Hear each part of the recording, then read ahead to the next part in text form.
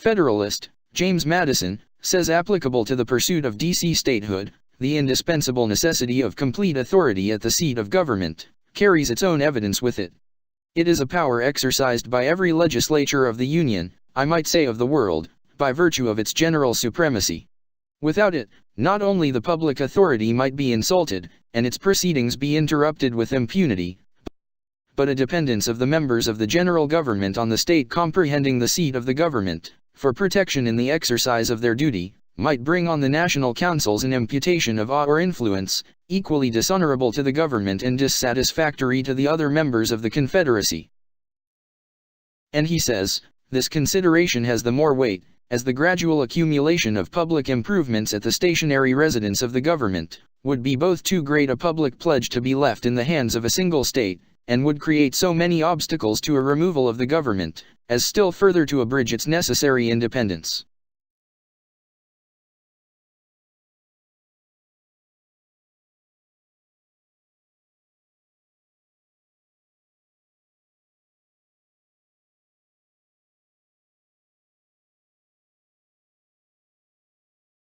Federalist, Alexander Hamilton has warned about the operations of nations in the collective bodies of society, apparently to cause a new social experience for democratic change, saying, the causes of hostility among nations are innumerable. There are some which have a general and almost constant operation upon the collective bodies of society. Of this description are the love of power, or the desire of preeminence and dominion, the jealousy of power, or the desire of equality and safety. There are others which have a more circumscribed, though an equally operative influence, within their spheres, such are the rivalships and competitions of commerce between commercial nations.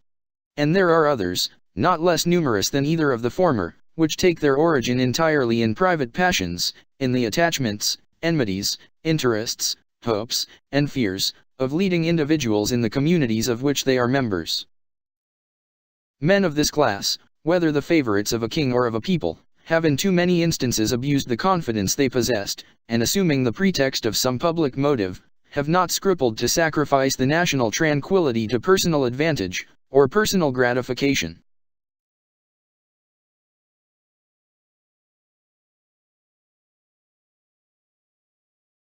Let's not forget what's at stake here.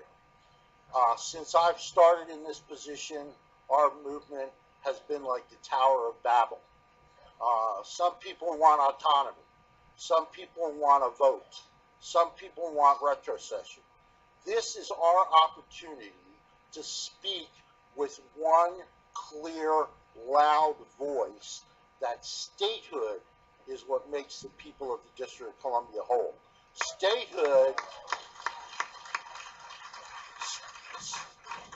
Statehood is the remedy.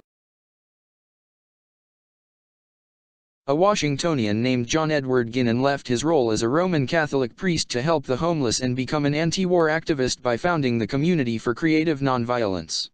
He is the one who authored and filed with the D.C. Board of Election in 1979, the Statehood Initiative, which is officially known as the District of Columbia Statehood Constitutional Convention Initiative of 1979. An advocate for self-government, he believed that statehood makes voting rights in the U.S. Congress possible, and accordingly, that statehood is possible by the pursuit of voting rights, and that neither detracts from the other. In that year, Pope John Paul II visited U.S. President Jimmy Carter at the White House in Washington, D.C. President Carter drew from the writings of the pontiff and spoke sincerely for religious liberty in his public address. And notably, on helping to establish relations between the Pope and the Jews, he wrote in shorthand, "I feel lonely, not catastrophe for Pope to be embarrassed." In November 1980, D.C. Statehood Initiative No. 3 was approved by the city's voters, and became law after congressional review in March 1981 under President Ronald Reagan.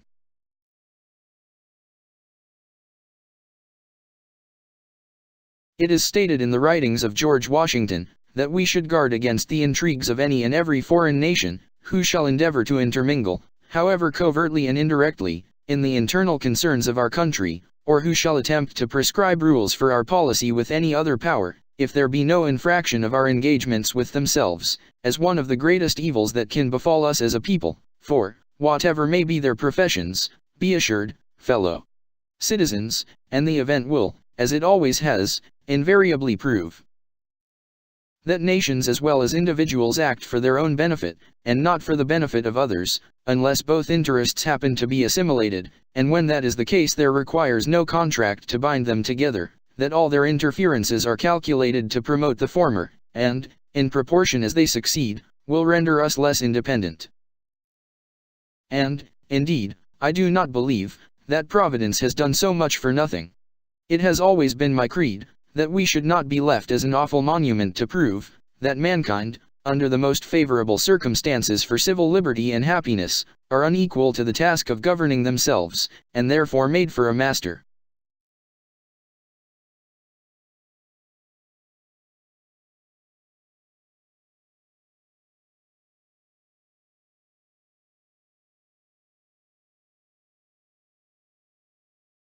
Protestant, Anna Ella Carroll, a descendant of the Carroll family of New Carrollton, Maryland, was Civil War advisor to the Lincoln administration's War Department, yet, she was not fully recognized by Congress for lack of documented evidence. The two prominent members of the Carroll family are Roman Catholic. 1. Daniel Carroll. He signed the U.S. Constitution of 1787, and served as a U.S. representative in Congress. Also, he contributed to the 10th Amendment of the Bill of Rights with the words, "or to the people." The other family member is John Carroll. He became the first Roman Catholic Archbishop of the United States. He was a trusted citizen, who was not appointed as an agent from Rome. Instead, he was proposed to the Vatican by the Roman Catholic people in the interest of the civil and religious liberty of the United States of America for the diverse people.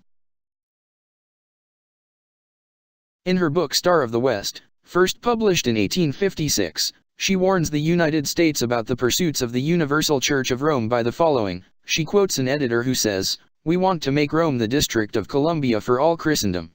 And based on a French paper called The Universe, which was the most influential paper in all of Europe, she says that the avowed sentiments of the papists in America is, to make Rome the District of Columbia for the whole world, and the Pope the interpreter of the Constitution of the United States.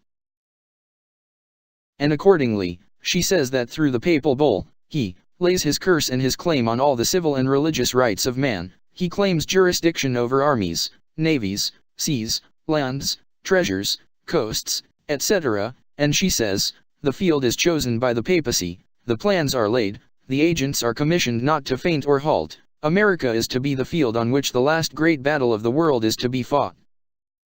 The struggles of Rome will be in proportion to the value of the object, and the greatness and majestic splendor of the prize.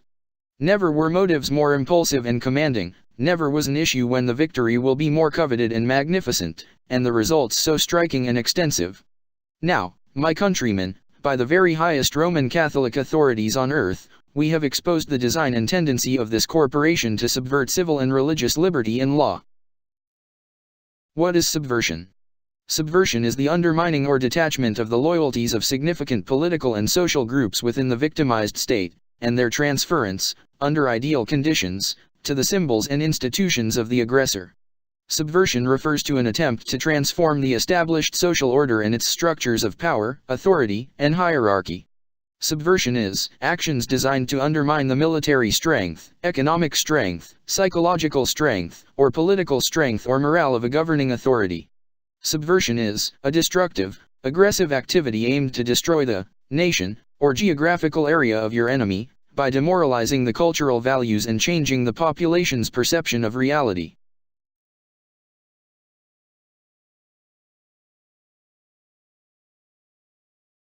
Street planning in the District of Columbia, completed in 1956, shows intrigue and subversion through papal imperialism in the nation's capital city, the seat of government for the United States of America, which is 100 years after the first edition of the publication, Star of the West, by Protestant, Anna Ella Carroll.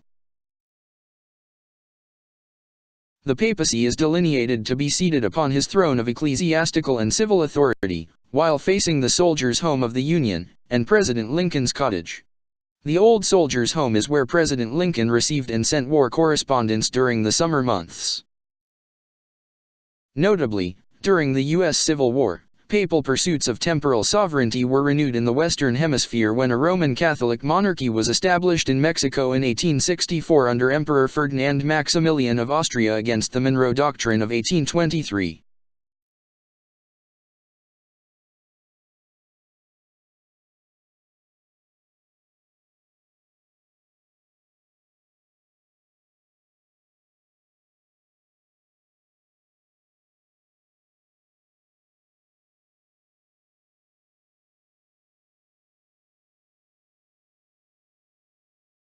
In 1847, at the petition of the bishops of the United States, Pope Pius IX named the Blessed Virgin Mary Patroness of the United States under her title of the Immaculate Conception. The following quotes are from the encyclical of Pope Pius IX on February 2, 1849, entitled, On the Immaculate Conception. We define as a dogma of the Catholic Church that the Most Blessed Virgin Mary was conceived immaculate and free in every way of all taint of original sin. Great indeed is our trust in Mary. The resplendent glory of her merits, far exceeding all the choirs of angels, elevates her to the very steps of the throne of God. Her foot has crushed the head of Satan.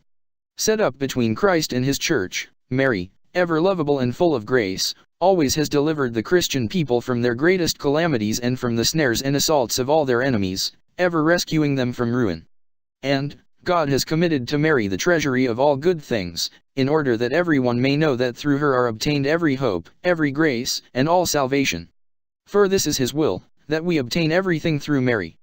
But, the Universal Church of Rome intended that the patronage of the Virgin Mary expressed in this encyclical would be through the Immaculate Conception of papal sovereignty over the United States of America, which is from the heart of the Virgin Mary, as the Pope claims to be the vicariate of Jesus Christ, the Son of God, that is to say, the delegated substitute of Jesus Christ the Son of God, according to the integral system of the Vatican City-State, which is for his dignity as a political and religious power, and civil and ecclesiastical authority according to Roman Catholicism. Google Maps shows 3 major hospitals of the nation's capital city for the general welfare are within the mitre and crown of the papal power of Rome. They are MedStar National Rehabilitation Hospital, Veterans Affairs Medical Center, Children's Hospital and Children's National Medical Center. And Google Maps shows the papal power of Rome grimacing with the wink of the evil eye, the eye of malice, which is in the direction of George II, King of England. This image delineates a sexual assault on Protestant King of England, George II, by the Jesuit army, over the Act of Settlement that excluded Catholics from the throne. In 1956, President Dwight D. Eisenhower was re-elected. Then, in the following presidential election, the first Roman Catholic, John F. Kennedy, was elected president, beginning the 100th anniversary of the U.S. Civil War. On April 27, 1961, President John F. Kennedy addressed the American Newspaper Publishers Association at the Waldorf Astoria Hotel in New York City, and spoke of a Cold War conspiracy, saying, "For we are opposed around the world by a monolithic and ruthless conspiracy that relies primarily on covert means for expanding its sphere of influence, on infiltration instead of invasion, on subversion instead of elections, on intimidation instead of free choice, on guerrillas by night instead of armies by day. It is a system which has conscripted vast human and material resources into the building of a tightly knit, highly efficient machine that combines military, diplomatic, intelligence, economic, scientific, and political operations. Its preparations are concealed, not published. Its mistakes are buried, not headlined. Its dissenters are silenced, not praised. No expenditure is questioned, no rumor is printed, no secret is revealed.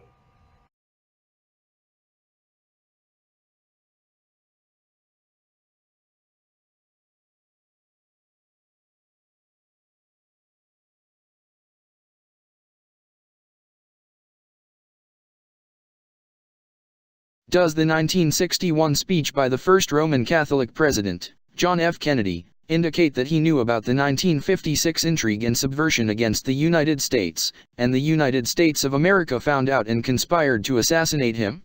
It is doubtful he did not know, but to find and know that the 1956 intrigue and subversion was President Kennedy's purpose gives reason for assassination. While visiting the Vatican in 1963, Pope Paul VI presented a pieta to President Kennedy as a gift, which is the crucified body of Jesus laying on Mary's lap. Jesus' death was through the political power of Rome, and Mary represents the fraternal patronage spirit of members, who operate in behalf of the interests of the Universal Church of Rome. Yet, President John F. Kennedy publicly distanced himself from any show of allegiance or homage to the cause of political power and civil authority claimed and pursued by the Pope. Moreover, based on the 1956 intrigue and subversion of the Roman Church in our nation's capital city, it is without doubt that assassination was anticipated, and Jesuits were at least involved in any assassination conspiracy.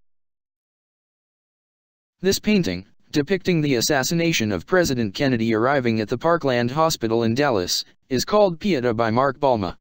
It was displayed at St. Paul's Cathedral for 7 days in Minnesota on the 50th anniversary of his assassination. The death of President John F. Kennedy is identified with the death of Jesus Christ, but which is according to Roman Catholic teaching. According to the 4 Gospels of the Bible, Jesus' body was taken down from the cross, put in a linen cloth and carried to a nearby tomb, and 2 women, Mary Magdalene and Mary, the mother of Jose, followed, and saw how his body was laid in the tomb, and sat facing the tomb while they prepared his body for burial. And while in Rome, President Kennedy spoke beneath a banner, which depicted a lamb, called Agnus Dei, which means Lamb of God. An Agnus Dei medallion was given to John Wilkes Booth before he assassinated President Lincoln, which was found on his person after his death according to George Washington Baird, who became Rear Admiral of the Navy. He was an eyewitness of John Wilkes Booth's body on the warship called the Montauk, but he says that the medallion was later lost while in the possession of naval personnel. The possession of an Agnus Dei medallion indicates that John Wilkes Booth sacrificed himself when he risked death to assassinate President Lincoln in behalf of the Universal Church of Rome. And it is without doubt that the first Roman Catholic presidency was intended to be for the cause of the Universal Church of Rome, to strengthen the integral system of the polis by carrying out an objective. What is the polis? The polis is the city-state system of the Vatican for its integral political and religious power and civil and ecclesiastical authority over the world, under the vicariate of Jesus Christ, the Son of God, that is to say, under the Pope as the vicar or substitute of Jesus Christ, the Son of God. In the 2009 encyclical Caritas in Veritate Chapter 6, Section 7, Paragraph 1, the papacy asks his followers to make the complex of institutions that give structure to the life of society, juridically, civilly, politically and culturally, a polis, or city for the common good. And that any vocation and according to the degree of influence he wields is to be considered in the polis, and contributes to the building of the universal city of God, which is the goal of the history of the human family. This is, and was the metaphysical approach used to restore and expand the integral system of the Universal Church of Rome, when John Fitzgerald Kennedy was President of the United States. Although John Wilkes Booth spoke against freedman citizenship as a Confederate, the Roman Church knew that the newly freed millions of black citizens could never give the integral system of the Vatican democratic favor. Therefore, the Roman Church would need to manipulate discrimination to its advantage, which is evident in 1956, the year of intrigue and subversion in the United States by the Universal Church of Rome. Intra-Catholic civil rights organizations, namely, the Southeastern Regional Interracial Commission, CIRANCO, and Commission on Human Rights, CHR, disbanded and were dissolved in 1956 by pressures from the Roman Catholic Church because of suspicion of communism, unrelenting discrimination by a Roman Catholic layman organization, and violence. Then, that same year, Jesuit Archbishop of New Orleans, Joseph Francis Rummel, used his political and religious power and civil and ecclesiastical authority against segregation. He integrated segregated Loyola University still resistant, threatened to excommunicate members of the laymen's organization established to relentlessly discriminate if it did not dissolve, and it did, and he also threatened to excommunicate legislators, who legislated against entitlements in integrated schools. Based on the aforesaid, if an act by a legislator is against the doctrines of a church, which is identified as a sin, they may be excommunicated or disfellowshipped because it is a public act against the law of their God. But if the church tells a legislator what to legislate under threat, it is an exercise of political power and civil authority through that legislator, which is of the nature of temporal sovereignty. It is of the integral system of the Vatican. Yet, in the exercise of temporal sovereignty from its canon laws of the polis, it worked favorably for desegregation. But, the Archbishop exercised political power in the legislative process of state government to determine the decision-making of its legislators through its ecclesiastical authority. Therefore, this favorable act to desegregate, necessary for the pursuits of its own religion, was not the egregious act of a citizen alone. This exercise of power and authority is found to be a subversive act of a foreign city-state sovereign over the Republic of the United States of America, and for democratic inclusion of its discriminated people in the progression towards civil rights. Thereby, it created an opportune precedent unto the potential of canon laws of the Vatican city-state, which remain adverse to civil and religious liberty for a diverse people. E pluribus unum. Notwithstanding the simple sincerity of Roman Catholic members in their pursuits of equality and better conditions through desegregation, which should be factored. Yet again, the year, 1956, is significant because in that year, acts within the sphere of the Fraternal Roman Catholic Church neutralized its civil rights movement when it dissolved its organizations, and instead, provided an example of its own ability to bring equality and justice to its members, and entitlements in schools, by its political and religious power and civil and ecclesiastical authority.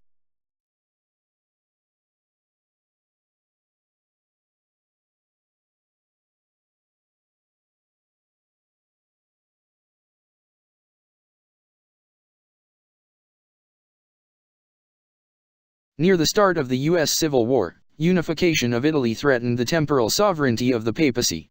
Advocates of papal temporal sovereignty began to publish writings in order to justify the temporal sovereignty of Pius IX and to maintain his remaining patrimony. Also, a desperate Pius IX wrote an encyclical justifying his temporal sovereignty in order to maintain his remaining patrimony in Italy, and to thank those who supported and upheld the integral system of the Vatican, which is the political and religious power, and civil and ecclesiastical authority of the city-state system under the vicariate of the Son of God, Jesus Christ. Pius IX says the following to the Universal Church of Rome. We cannot express in words what a consolation and what a joy to us, in the midst of the greatest unpleasantness, are your admirable loyalty and respect, and that of your faithful, for us and this apostolic see. We are referring to your truly outstanding unanimity, willingness, zeal, and constancy in defending the rights of this same see and the claims of justice.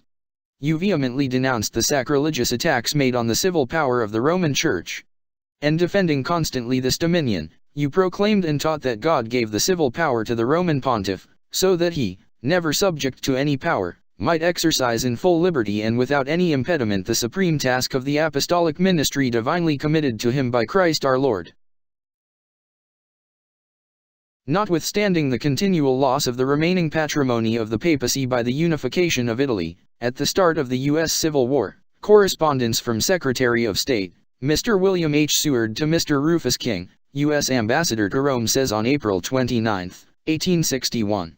Rome is protected by the veneration of a large portion of mankind for His Holiness as the expounder of faith and the guardian of religion. He is a friend to peace, to good order, and to the cause of human nature, which is now, as it always has been, our cause. Let the government of Rome set this example and exercise its great influence in favor of a course of natural justice among nations.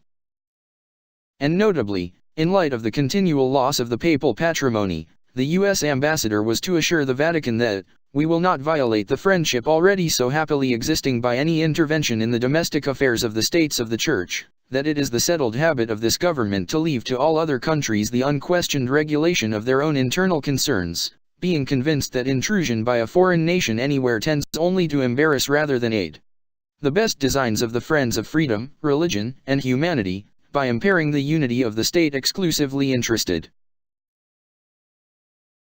Upon the correspondence of the U.S. Secretary of State, an advocate of temporal sovereignty, Henry Edward Manning, who became the Roman Catholic Archbishop of Westminster in 1865, wrote a publication in 1862 titled, The Temporal Power of the Vicar of Christ. He says that the pontificate and the sovereignty, spiritual and temporal, of the vicariate of Jesus Christ are an indivisible unity. And he says of this unity, as in treating of human nature we may contemplate the body and the soul, the intellect and the will, the expansion of life in childhood, its wider range in youth, its sway and maturity in manhood, and yet we are only distinguishing without dividing the integral and inseparable perfections and properties of one individual life, so it is with the sovereign pontificate of the vicars of Jesus Christ, whether contemplated lineally in the progressive manifestation of its prerogatives along the whole line of pontiffs, or in the person of Pius IX, in whom all the inheritance of the vicariate of the Son of God, both as pontiff and as sovereign, resides in full. And he says, it is one of the tactics of our adversaries to profess that they do not attack the spiritual supremacy, but only the temporal sovereignty of the Pope. By offering battle upon this ground, many are tempted to leave their true and sure position, and to give away, with their eyes shut, the key of their entrenchment, namely, that both the spiritual and the temporal, though given in different ways and at different times, are yet both gifts of the same divine Lord, and both inhere at this time, by the divine will, in the person of his vicar. If it be conceivable that he should have given the one without the other, now that he has given both, it is not conceivable that they should be parted. The sovereign pontificate is conceivable to us only as God has manifested it. We receive its image from its manifestation. We have no other conception of it except as he has revealed it by his action upon the world. If it be said, we can conceive it as it once existed before the temporal power was known to this world, we answer, we may conceive it for that time, because God so manifested it then, we cannot conceive it for this, because God has manifested it otherwise now. But this manifestation is the will of God. In March of 1863, Judah P. Benjamin, the Secretary of State for the Confederate States of America, revealed the following to Jefferson Davis about the pursuit of Napoleon III, the Emperor of France. He conveyed, His Imperial Majesty aims steadily at the restoration of Mexico as it was prior to the independence of Texas. In the event of his success an empire would be created whose crown would perhaps satisfy the ambition of Jerome Napoleon and remove that red republican prince definitely out of the way of the Prince Imperial, to the joy of the Emperor and Empress.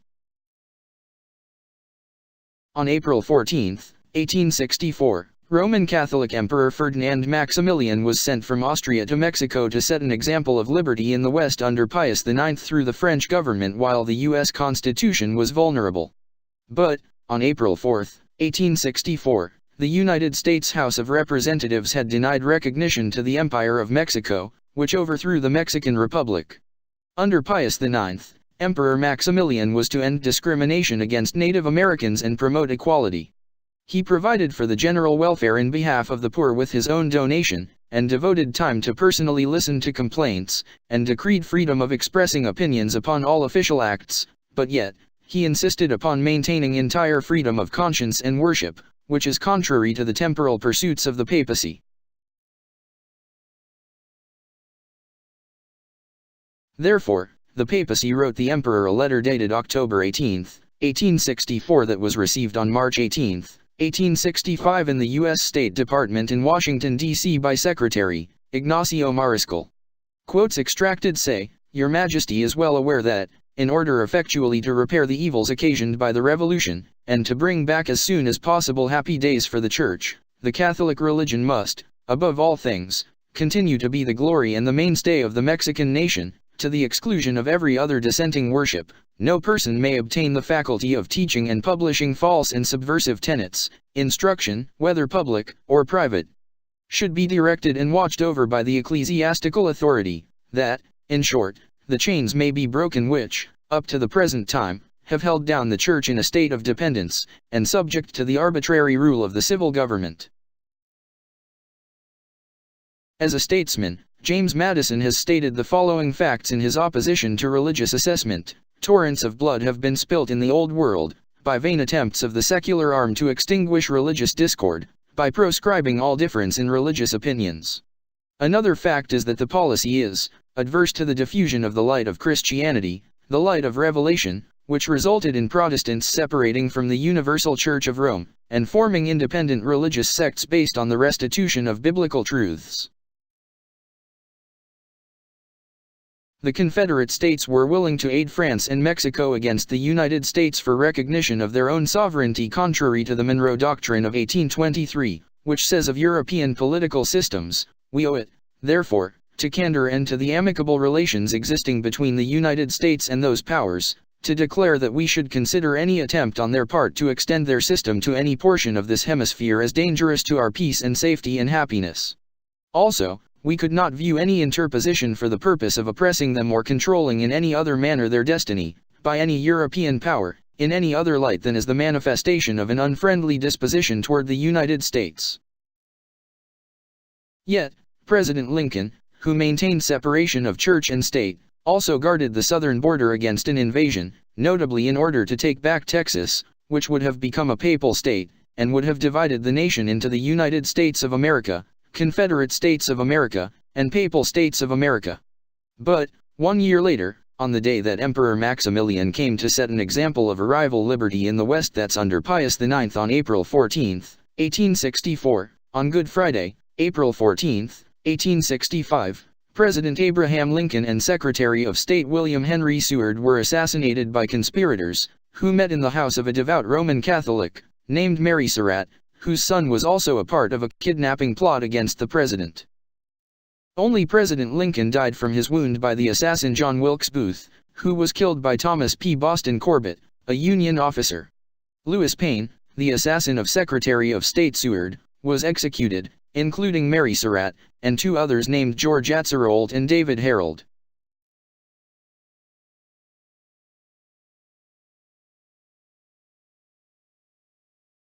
In 1855, at the time that the nation was divided over slavery, and the territory of Kansas, Bleeding Kansas, was the place of civil conflict over the territory becoming a free or slave state, plaintiff, Peter Spink, represented by Charles R. Starr, accused defendant, Charles Chiniquy, of slander.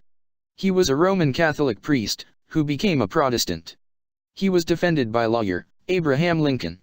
According to Chiniquy, the accusation of slander began after Roman Catholic Bishop Origen of Illinois declared the deed for St. Anne, intended to be a French Catholic colony by Chiniquy, was a fraud.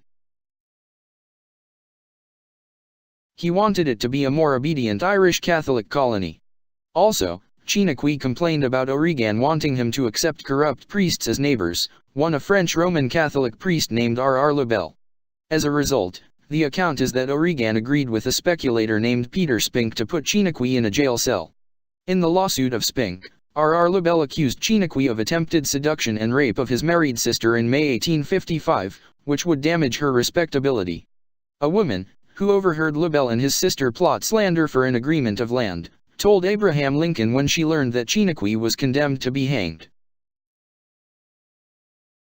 Thereby, in 1856, Abraham Lincoln was able to successfully settle with Spink, which prevented him and the priests from perjuring themselves. During the trial proceedings, Abraham Lincoln insulted the priests by a remark about their celibacy, which resulted in outbreaks of laughter. After the trial, Chiniquy warned him with tears that Jesuits were there, and that they will assassinate him for defending him against their plot.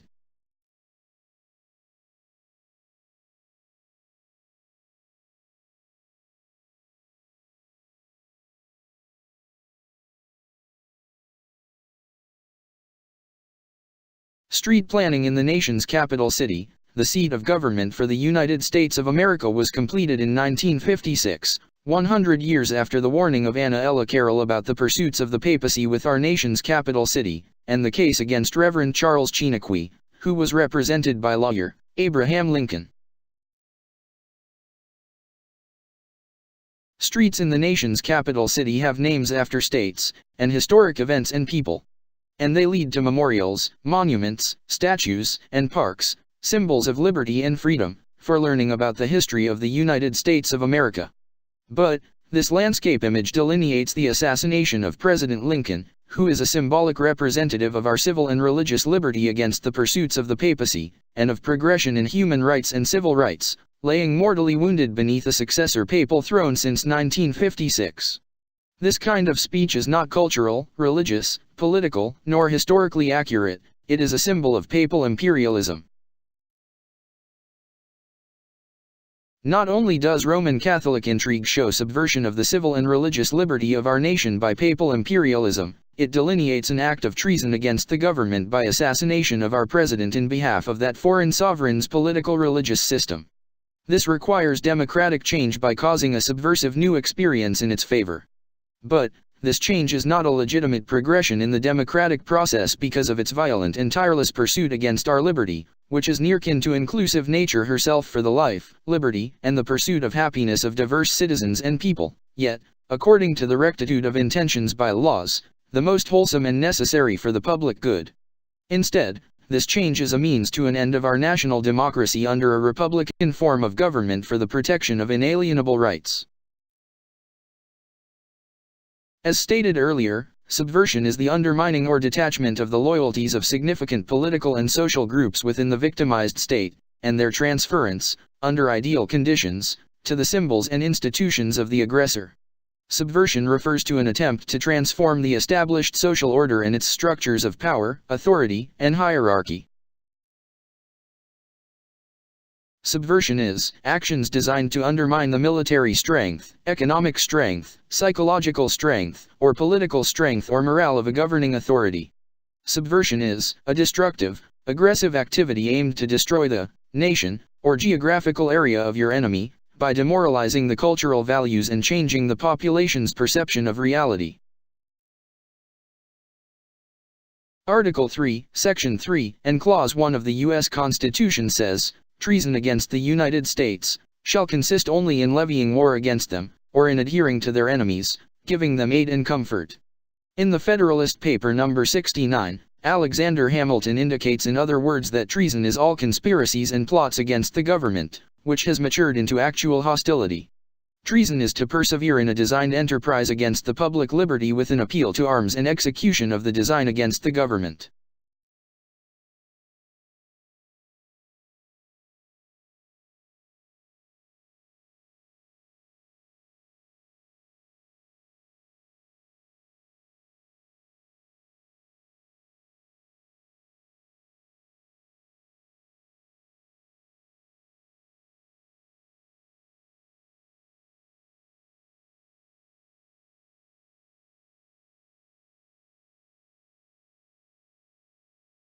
In 1801, the second session of the 6th U.S. Congress enacted the following for Georgetown City, and said in Section 16, "And be it further enacted, that nothing in this act contained shall in any wise alter, impeach, or impair the rights, granted by or derived from the acts of incorporation of Alexandria and Georgetown, or of any other body corporate or politic, within the said district, except so far as relates to the judicial powers of the corporations of Georgetown and Alexandria."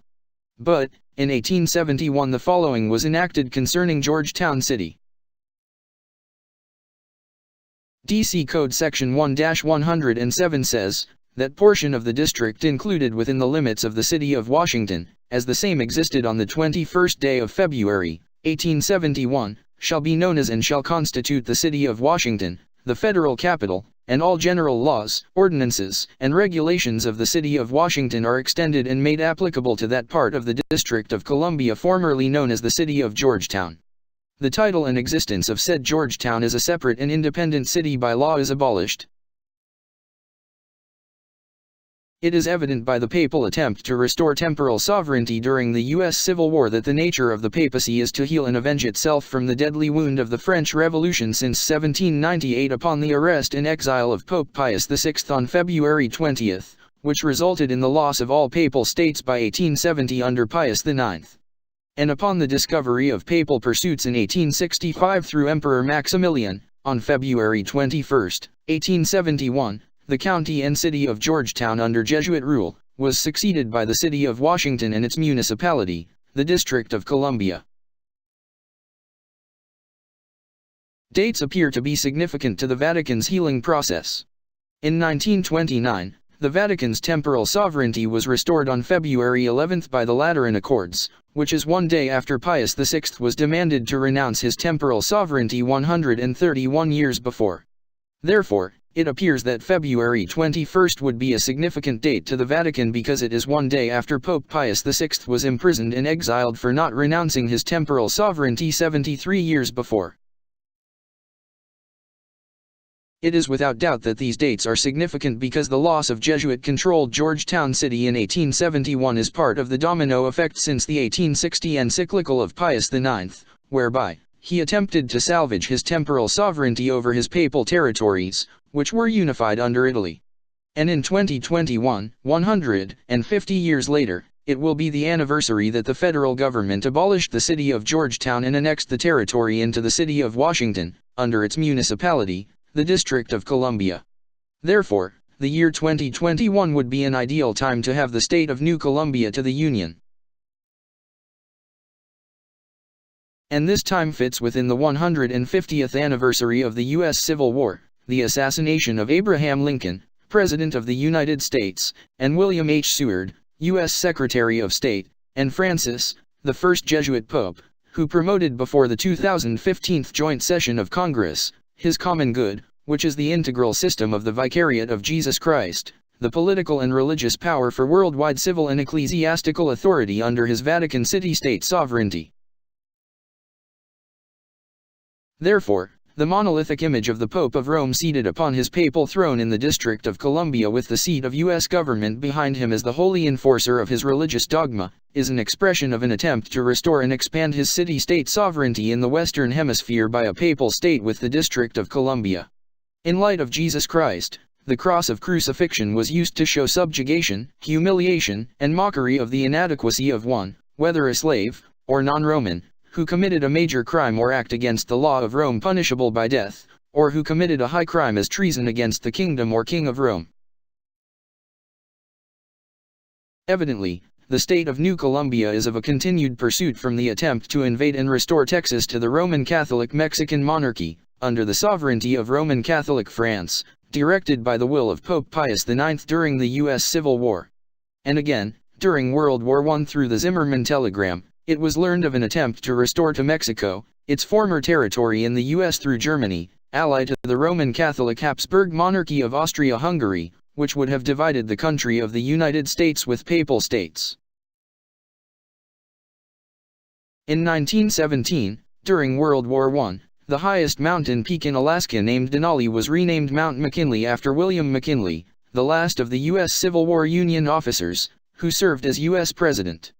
President William McKinley, a brevet major in the Union Army, resisted European pressures to let Pope Leo III mediate and work out an armistice between menacing Spain and Cuba.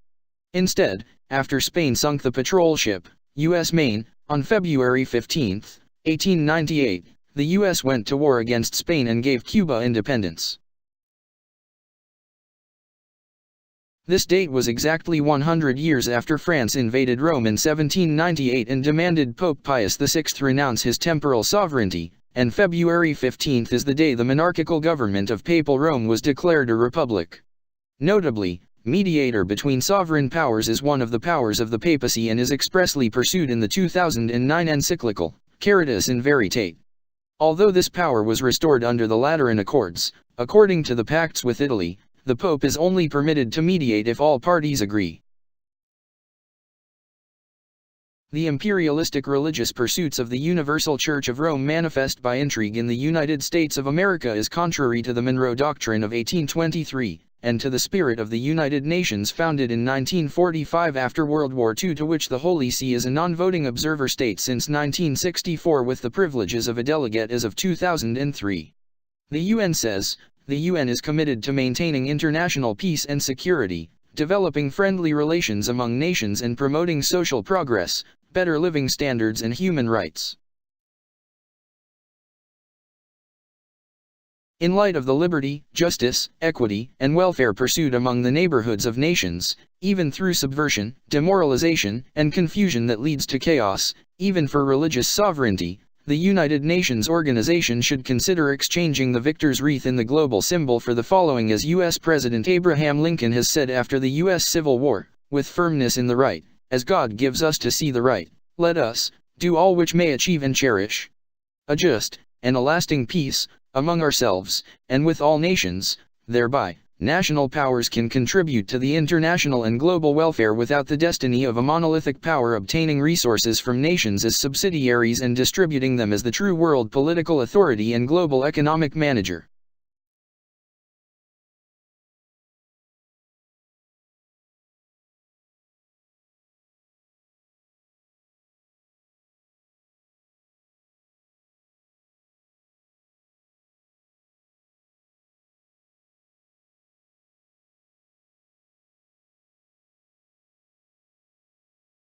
In 1978, John Paul II expressed in his inaugural address that he had a spiritual mission for the happiness and peace of the world.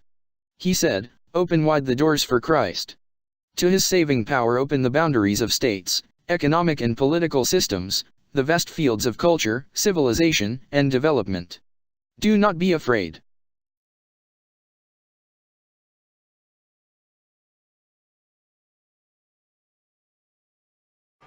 Mr. Vice President, Mr. Speaker, honorable members of the Congress, dear friends, I am most grateful for the invitation to address this joint session of Congress in the land of the free at the home of the brave.